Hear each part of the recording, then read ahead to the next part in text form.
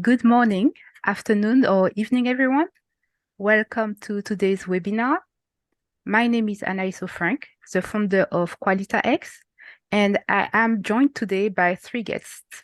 Before we get started with introductions, and as a reminder, on today's call, we will explore the use of blockchain and zero-knowledge technologies for SLA management in the telecom industry. So, about the format, we'll have a conversation for 45 minutes, and we'll leave 10-15 minutes to address attendees' questions at the end. So please do not hesitate to share your questions in the chat as we go. Okay, so now let us get started. I think we can switch the camera on. Okay, so I think we can get started with the introductions. Maybe we can start with you, Jeff. If you could tell us about you, your role at Sage Management, and what Sage Management does. Great. Hello, I'm Jeff Quinn. I'm Vice President at Sage Management.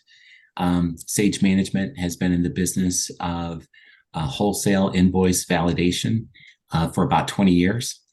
We've developed a number of platforms and unique IP, in particular in the area of SLA reporting, which we're going to talk a little bit about today. Yeah. Oh, great. Daniel, you could go next.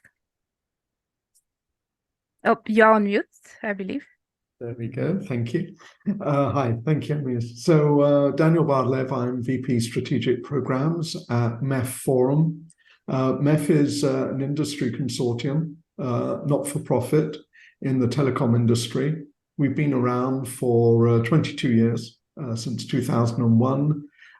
We define standards. We facilitate collaboration between and consensus between different stakeholders in the telecom industry, and so that's why we're here today. Okay, great. Thank you. Andreas, finally. Dr. Andreas Freund. I am, amongst other roles, the CTO of the non-for-profit mobility consortium, MOBI, as well as the technology advisor to Consensys Mesh. And in that role, I am here today, but generally I'm just known as the blockchain Swiss Army knife. Yes, I confirm, having known you for a few years now. So great. So I am aware that some people on the call may not be familiar with today's topic. So before we start, I want to share some high-level context. So I will share my screen now. So we have a situation where we have telecom carrier A who selling wholesale bandwidth services to carrier B. And the contract includes some guarantees such as 99.9% uptime or 50 millisecond latency. Those are just examples. Let us assume that carrier B experiences some SLA breaches. For example, the uptime is above what was agreed, let's say 90 milliseconds. In that case, they will raise a ticket and submit to carrier A. So carrier A would basically cross-check with their own logs and their own metrics. And if and only if the breach is confirmed, they will calculate the applicable service credit. Then they will issue a credit memo, basically as SLA credit, to be applied towards future billing cycles so that carrier B can confirm the SLA credits for accounting, billing, adjustment, and auditing purposes. Would you say that at high level, this is a good context to start from? And if so, in this context, could you introduce to us, can you introduce a Project Roughtowne and how MEF and Sage Management have been involved in that project? So I'll jump in here first. I think that's a very good example, but actually it can be a lot broader than that. So I think you picked a scope and that's very good, but we can also think about not only telecoms having SLAs between them, but we can also think of enterprises that are buying services from a telecom. So we might have enterprise and telecom, or telecom and telecom, but we may also have other types of suppliers of services. It doesn't just need to be about connectivity. It could be hyperscalers or data centers or whatever. So I think the example you gave is very good, but it's just one of many Many. potential ones that are relevant here. And we shouldn't just think connectivity, we should think of any type of digital service that supports the digital world today, and actually beyond that. But we can explore that for now.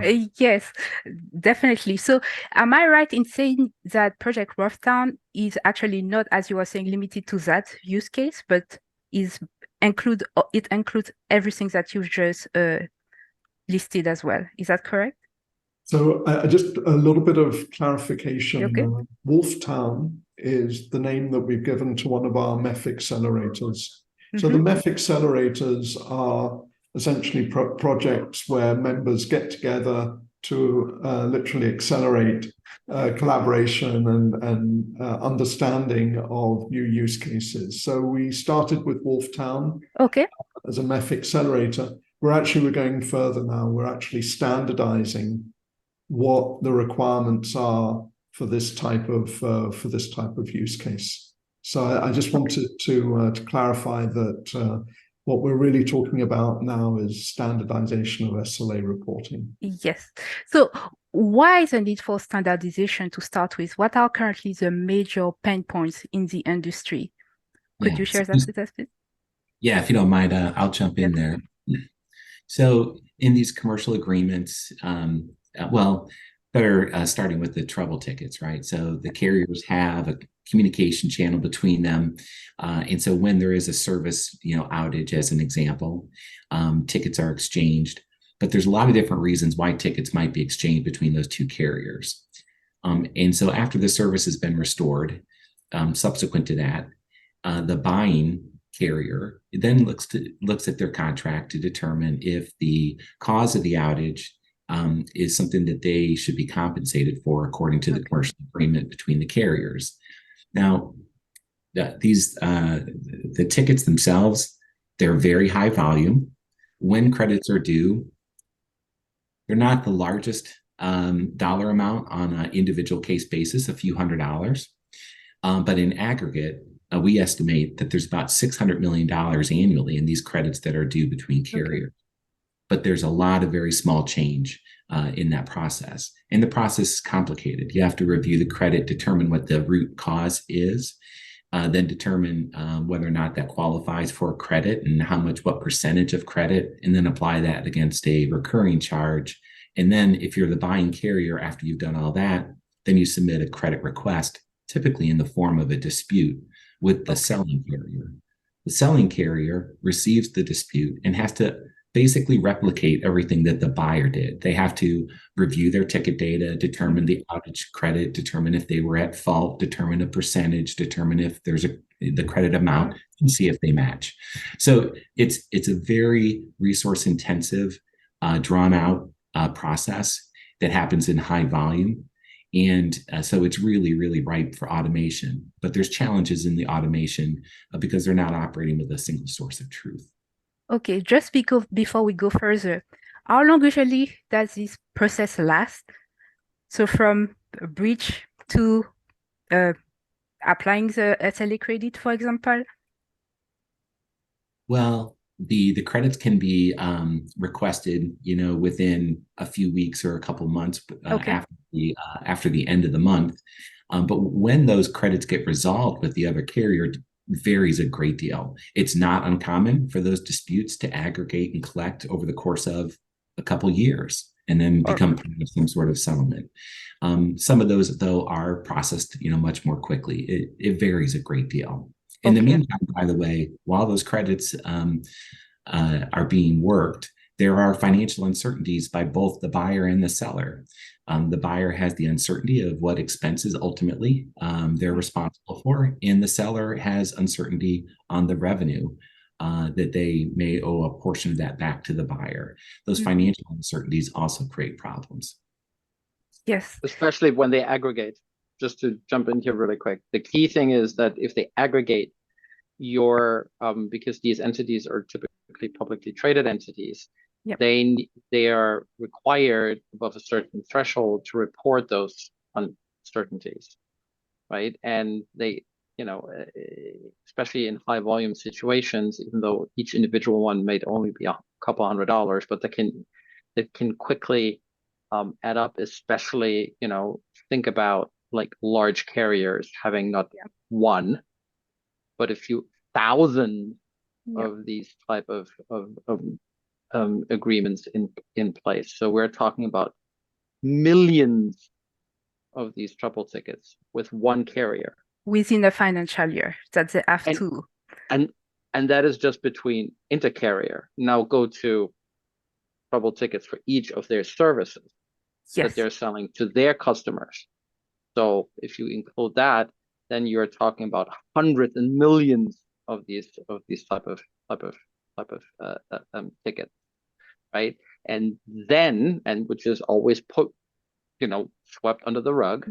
You're talking about as these accumulate over time, you're talking about a significant financial liability in publicly traded companies, right? Or liabilities or uncertainties that is in fact not reported, which means when CFOs sign the reports to the regulators, they always lie, right? Because every single report is a lie because they don't know, right? So Wolftown, the ultimate goal is to streamline, right, the process and automate it in such a way that these credits do not accumulate. And that they are in fact settled very quickly and in the end in real time. So there is another aspect to this, which is you can imagine that quite often companies just don't have the resources to do these calculations. So they may just not bother. And even though they have an SLA in place with a partner, they don't have the resources to go and calculate it. And if they do calculate it manually and then present it to their counterparty, the counterparty also may just say, you know what, let's just split the difference. So companies may end up signing SLAs that they can't actually really commit to because they don't really know if they can calculate them accurately in time. And so it just turns into one very large burden on the buyer and seller. So basically, if I understand well, there are really three key pain points here. The financial risk that Andrea illustrated, it's a very manual process intensive, so the current technologies are not able to provide the level of automation needed to optimize and streamline that process. And the third one is just not bothering. I don't know if that's the right term, but yes, that's not a challenge that will be prioritized by the industry and the participant at the moment. So the value proposition of Project Wolftown is to use emerging technologies to try to tackle this challenge, basically. Yes. So what was the main approach and the key requirements for basically approaching this challenge and starting to design a solution? I will let you choose who would like to answer that one. Do you want me to take that, Jeff? Yeah, I was thinking that you would talk about the origins, if you will, of Wolftown, right? Yeah. So the whole work area began with an understanding that we could use blockchain to create mutually trusted sources of truth. And we did some standardization work led by Andreas in MEF. We published a standard, the first standard in the telecom industry that touches on the area of billing and using DLTs for that. But what we needed to do was to focus on a real use case that was meaningful for the industry. And so we started discussions around about July of last year at one of our member meetings. And the use case that sort of seemed fairly straightforward was this one of SLA reporting. But actually, there are many use cases where we can use DLTs, but this was the one that that the members felt was a good one to start with. Okay, great. So, Andreas, do you give a, oh, I think he had to move just now, but that's okay. Could you maybe share with us the key foundation? Why DLT, first of all, and understand the common infrastructure, one source of truth, but also, yes, Jeff, you had something. Yeah, go ahead, please. Yeah, no, I think the reason why a DLT or a single source of truth is important is that if you can automate the process, but each entity automates it themselves, then you still will end up in the billing dispute process that says the buyer has done some automation, they've calculated what they think is due. If they've done that, and they still open a billing dispute, and then the seller still has to receive that dispute. They look at their own automation, and there still creates this uncertainty because even if both parties think they know the right answer, they may not agree at that point in time. So the ideal scenario is to create a single source of truth that shows mutual endorsement when it exists, that the buyer and the seller both agree in this unique space that they can both see that these are the credits that are due. So that was the goal. Yeah, so the reconciliation process was taken out of the equation because now it's basically automated. Okay, great. So are we comfortable now to dive really into more of the technical aspect and understanding technical design? If you could share with us a bit more about that. I think, Andreas, yeah, you're back. Yeah, sorry about that. It was unfortunate timing. It's so okay.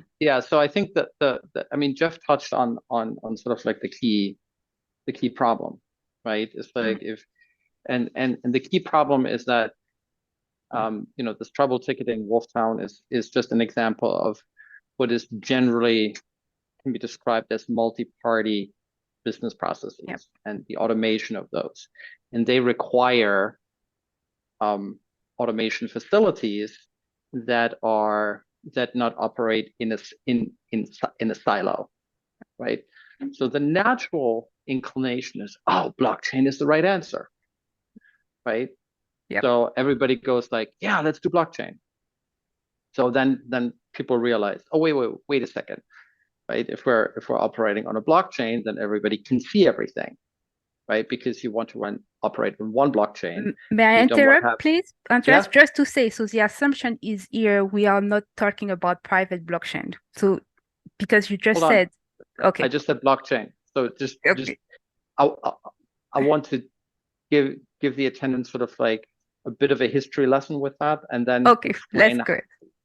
Why we ended up where we ended up, because I think that's really important to understand. And there was not, the SLA reporting realized that was done like 8 years ago, 2015, when enterprises first, oh, blockchain is a great thing. We can reconcile and settle things automatically, and we don't have to do that. And then everybody goes like, but everybody can see everything, including all of our competitors, and that's not good, right? And so people started blockchain consortia, right? Private blockchain. And then they went, but the different participants, because of the nodes in the blockchain, they're replicating the data around. They can still see everything when they shouldn't see everything. So smart people came up with the idea, hey, why don't we create private channels between two parties, right? Bilateral channels, and we've fully encrypted, and then everything's great. It's like, yup. And then people realized that the biggest obstacle is not technical, right? Because all of this can be achieved. The biggest obstacle is governance, because now you have 15, 20, and if you wanted to SLA reporting, as we just explored, we have thousands, tens of thousands, hundreds of thousand parties that need to operate on a private blockchain. That is not feasible running everybody, their own node, and they don't want to. They don't have the resources. They don't have the inclination. They're like, screw that. Why would I even want that? So that means you end up having a few entities holding the bag for everybody else, and that typically doesn't work because no one wants to carry the liability for the other person. So because you're replicating data around. So what's the solution, right? The solution emerged just recently, and until that solution emerged, private blockchain consortia were dying. Marco Polo, TradeLens, B3I, and so forth, all dying on the vine for good reasons that I just outlined. However, with the advent of what are called layer 2 solutions, which were originally created for Ethereum in order to solve Ethereum's scalability problem, they brought with it great advancement in what's called zero knowledge technology. And the combination of moving computation off a blockchain and doing it in a primarily still now in a centralized stack works really well, as long as all the data that is computed on the L2 is then anchored on the blockchain, on the public blockchain in this case. Well, for enterprises, that doesn't quite work. So what do you need? You can still use a public blockchain, which is what we do, but we're only anchoring the hashes of the transactions and the zero knowledge proofs that prove that the operator of the L2 did not cheat. So everybody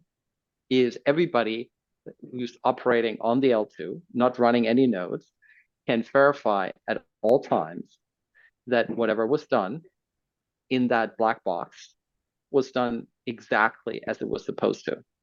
And not only the participants can verify that, but anybody, because it's public, therefore regulators can do it, etc. So that has a lot of cost benefits for enterprises.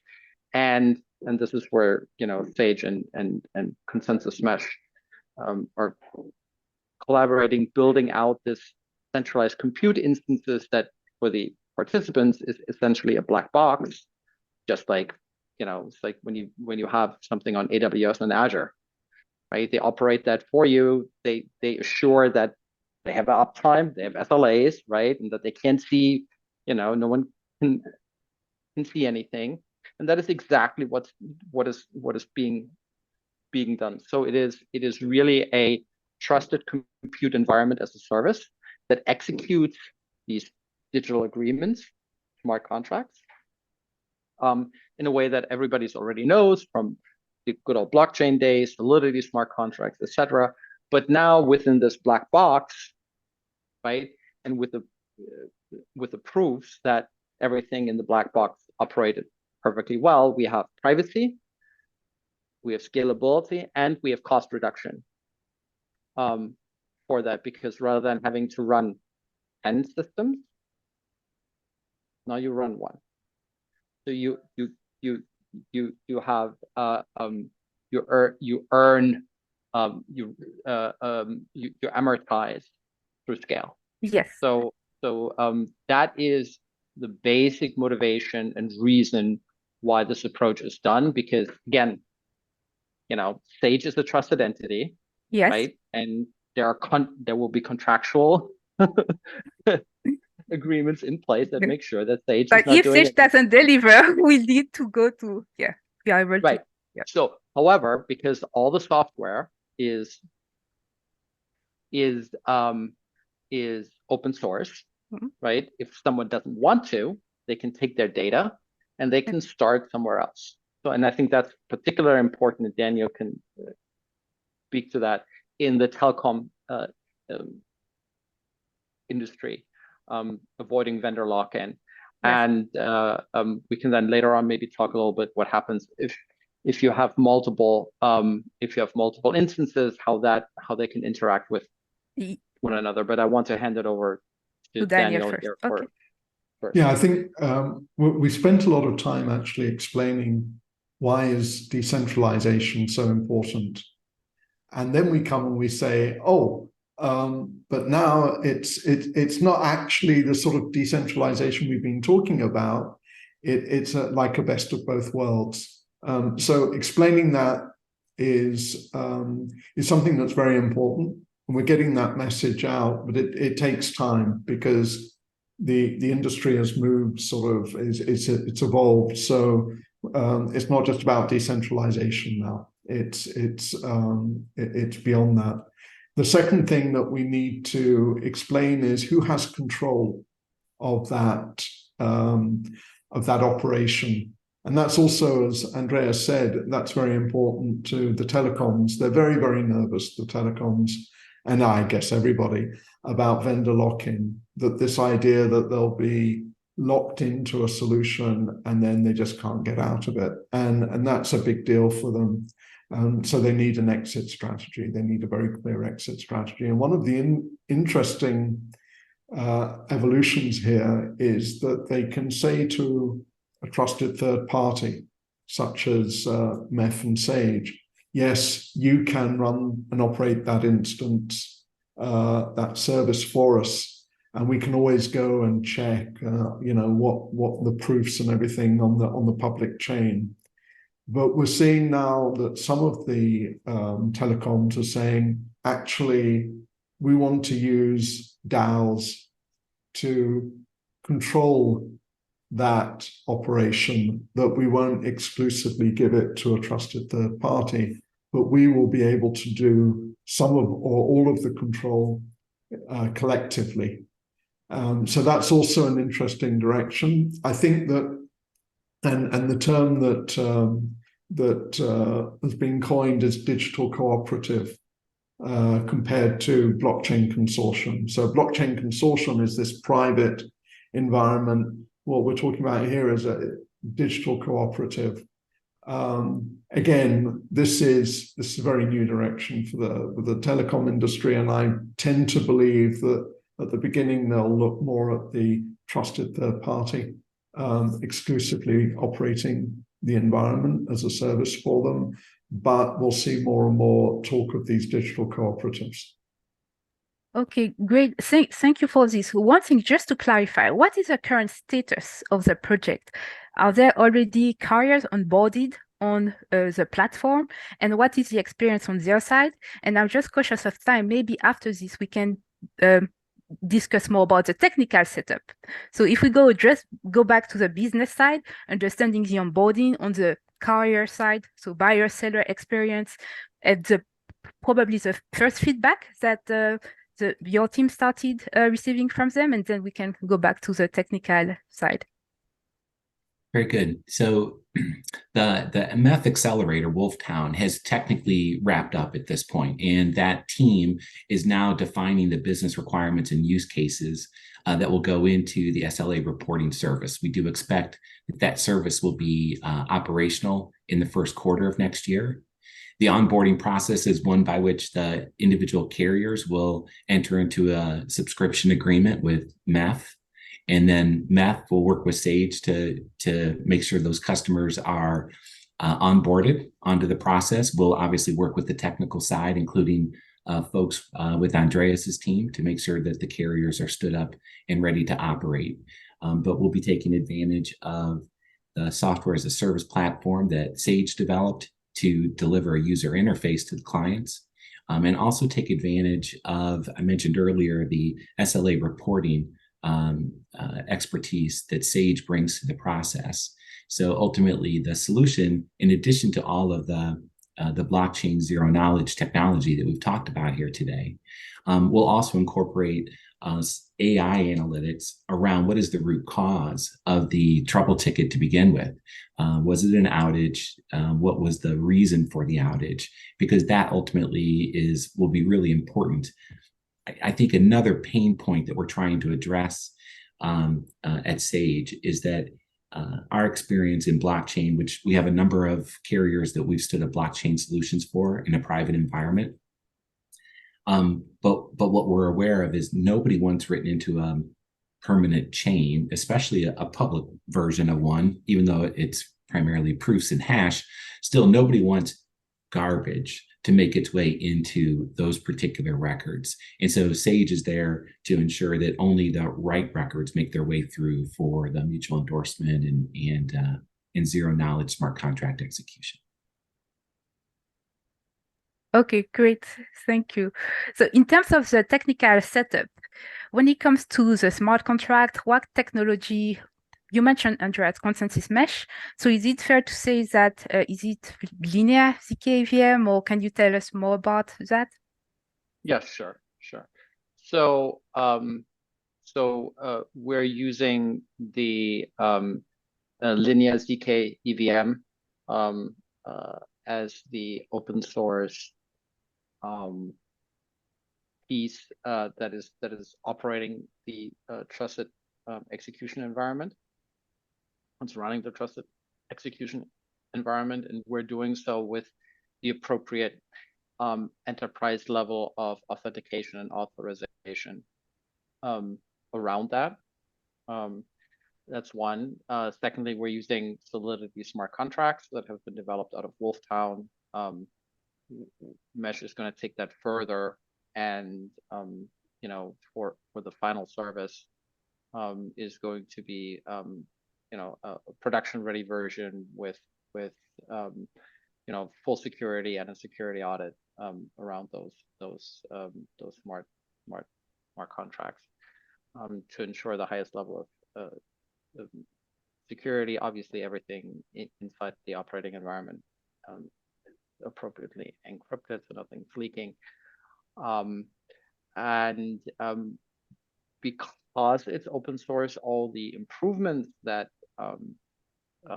Linea is going to make, we will be able to utilize, such as they're going to run a Bazel client, so which would allow us, for example, to soon decentralize, quote unquote, decentralize the ZK EVM if we wanted to, and have multiple parties in a digital cooperative mesh, as a digital cooperative, as Daniel pointed out, operating these that jointly. As each one, again, you're getting back to the, oh, now I need to operate a node. So there's a fine balance between that. My sense is that unless you're a bank who wants to do everything themselves, most enterprises will just say, no, it's like you just operate that stuff and it's fine, right? But we will be able to utilize the improvements in the zero knowledge technology that the Linea team is implementing in order to improve speed and therefore also reduce cost, right? So because the zero knowledge prover is currently still relatively expensive because it's very compute intensive, that will improve massively over the next 12 months. And thankfully, because we're using a public blockchain, the cost of using that public blockchain will also reduce dramatically as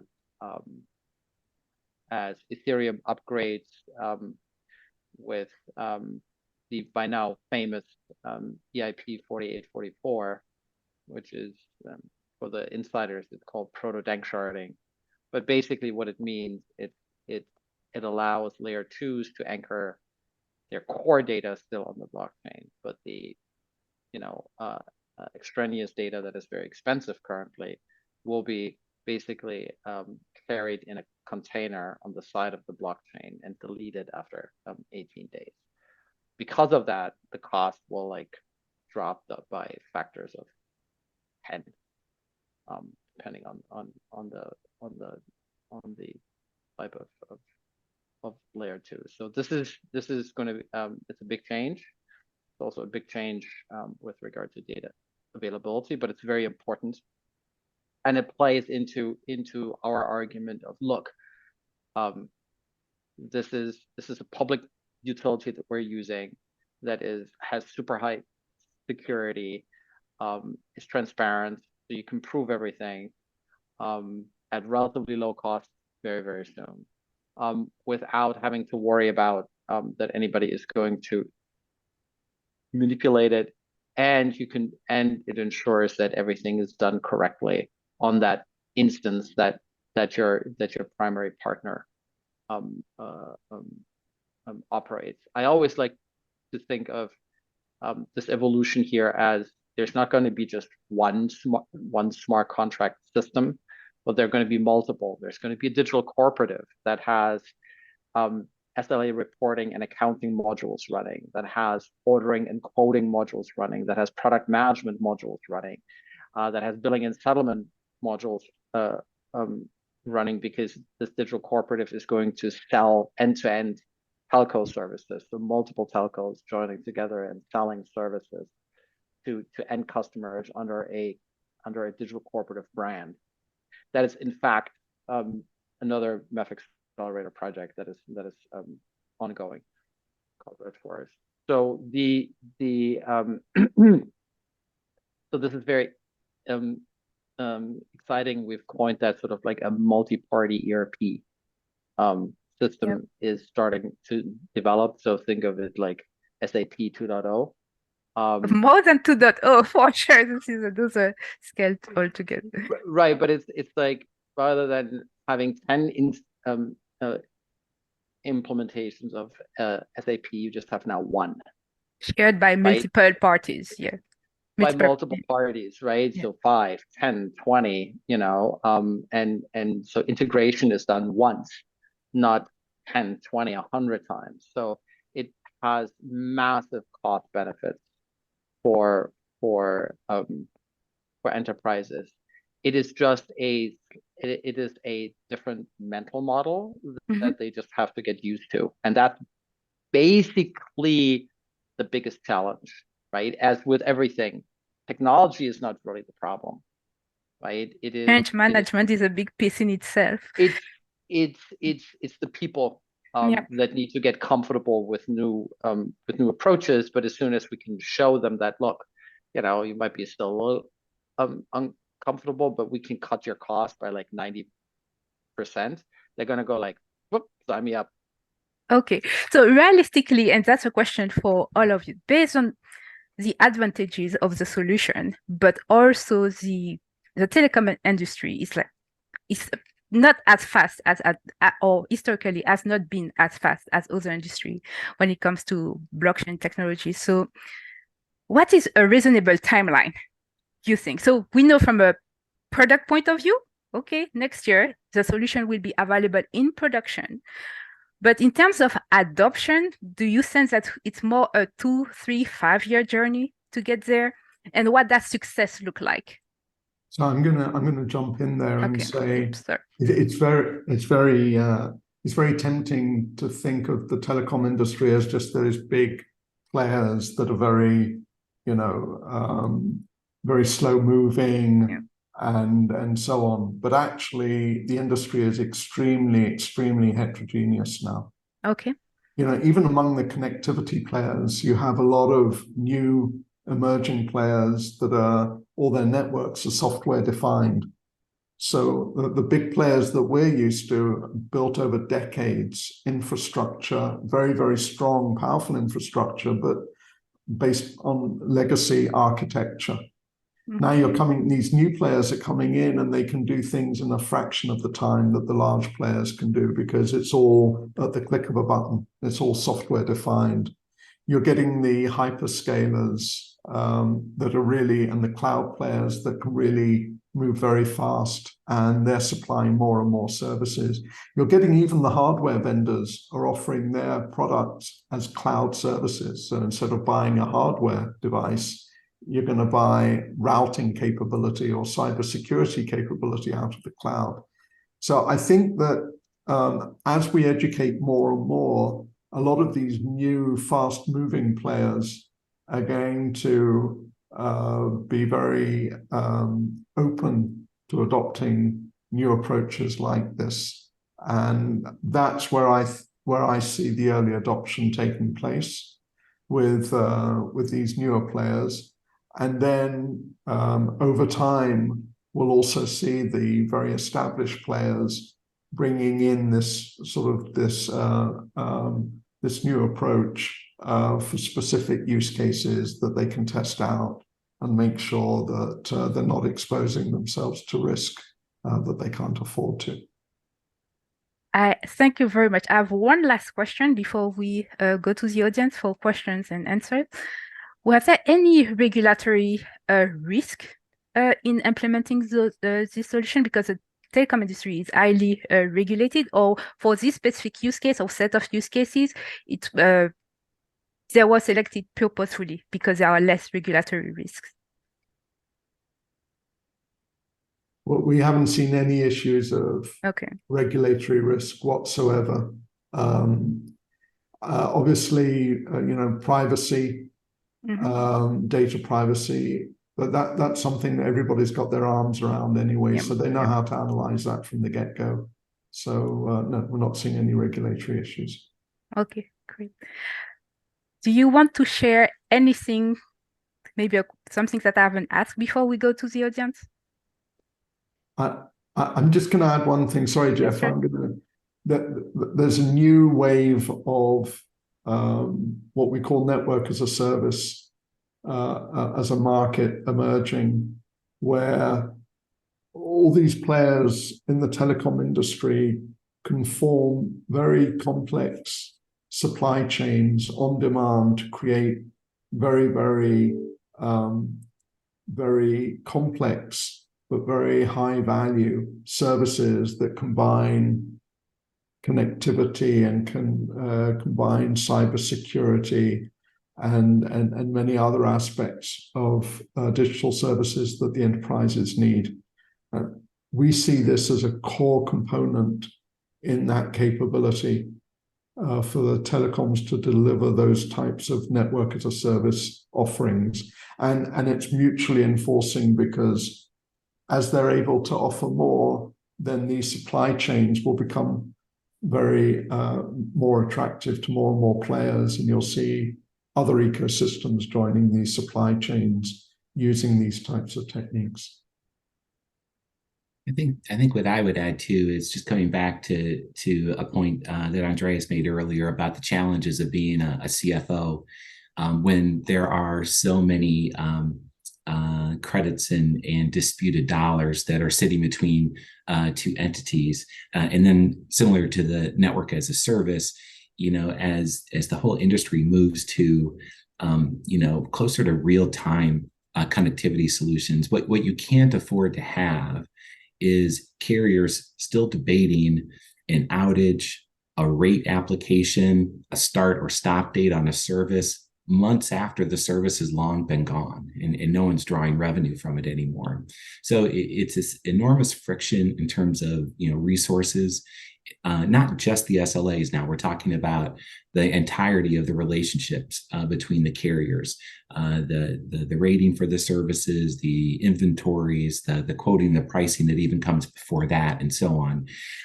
We have to move all these things into a real-time environment for many reasons, but some of those really are that financial uncertainty that we talked about earlier. CFO does the best they can to sign off on a quarterly or annual results, but there's uncertainty, and that is problematic for the carriers, and so finding solutions in real time in shared sources of truth, if you will, is the path that I think carriers want when they see the right version of it, and we think we're on the path for the right version.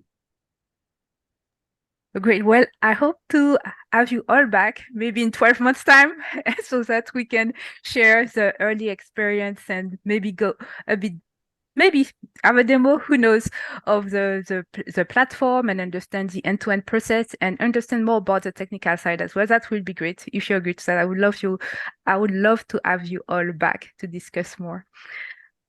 Okay, great. So I will now open the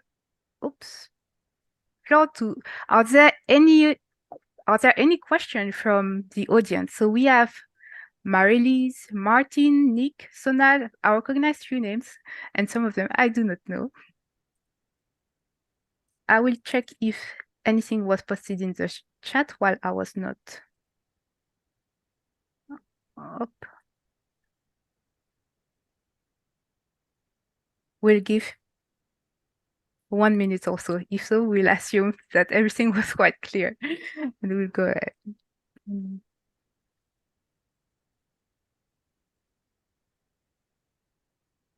Actually, I do have a question. Andreas, would that be okay that you tell us more maybe about the content of the smart contracts?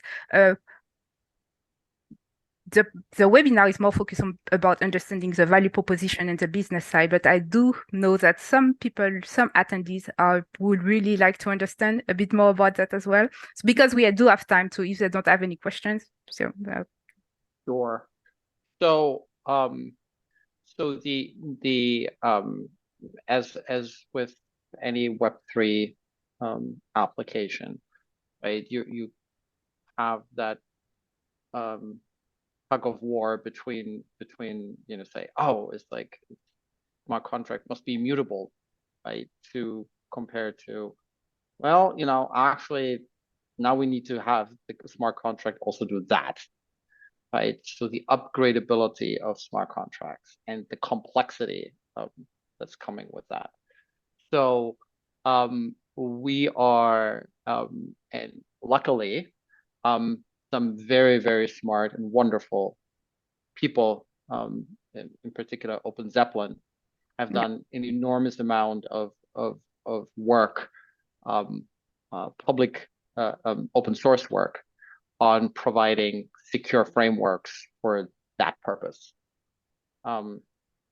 So we will be using the foundations of Open Zeppelin 5 with what's called the diamond pattern for smart contract systems to ensure upgradability and extensibility while the whole thing being secure. The new access controls that they now have. Now it's not only per contract, but for an entire smart contract system and so forth. So they've done there's enormous progress that we can build on. So we'll be standing on the shoulders of giants to build these things for the enterprise, right? Utilizing that, adding additional features to it. So especially around privacy. So one of the beauties is that because we're using a ZK EVM, we can also utilize zero knowledge proofs as part of the input to a smart contract. So we will over time improve the sort of like the privacy even on the ZK ZK EVM. And one additional factoid is that once you start talking about digital cooperatives and doing business, then you now have the very interesting opportunity that you now can create digital cooperative business ecosystems with actual currencies for that ecosystem to settle transactions in, because it's much easier to do that than to create all kinds of like different general ledger entries in the individual systems, but rather say, okay, this is one settlement transaction rather than 10,000. Here you go, right? So that's much easier and better. And it's like if you have SLA credits, for example, with one partner, and you have debits with the other because you're a buyer and a seller at the same time, wouldn't it be nice to be able to combine them and settle them, or give those credits rather than having to pay things out? So the whole concept of tokens is going to emerge, and then the question of compliance comes in, and that is something that is going to be a big focus that we are doing. For example, with Red Forest, we build an entire token ecosystem based on how we can do that, how can it be made compliant, what are the different types of token required in order to ensure the onboarding from US dollars or yen or euros into that ecosystem. So talking about stable coins, we're talking about DEXs, but compliant DEXs. exploring, the new capabilities that, for example, Uniswap v4 has with custom hooks that allows us now to integrate compliance checks into token swaps. We can build compliance checks into tokens now ourselves using zero-knowledge proof.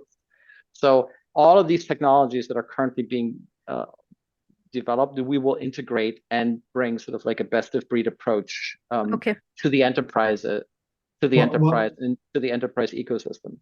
One thing, just a very quick note, we have to be aware of that when master service agreements and things like service level agreements are interpreted today internally, IT teams take contracts and they program internally, and there isn't going to be as much interest paid to that by the legal team and the finance team, because it's sort of internal.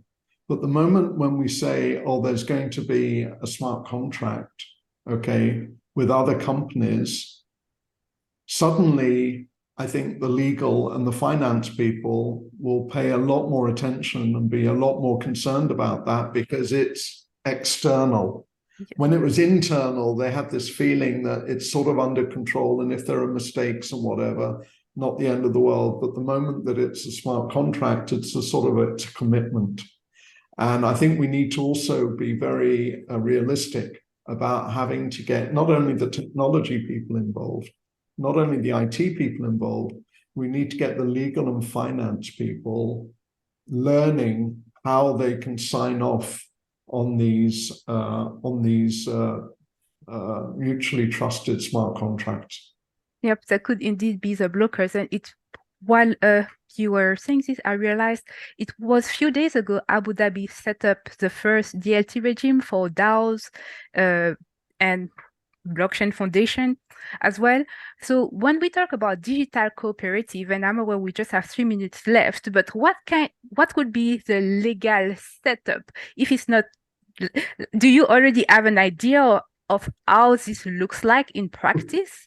We're seeing the equivalent of digital cooperatives starting to be registered in Singapore. Singapore seems to be a comfortable place to create those entities, but legal entities. But I think there's still a learning curve ahead of us. Okay.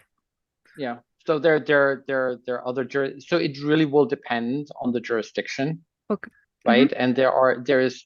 So, for example, the US has very good cooperative laws. So for cooperatives, one just needs to know how to apply them, because no one has applied them yet to DAOs.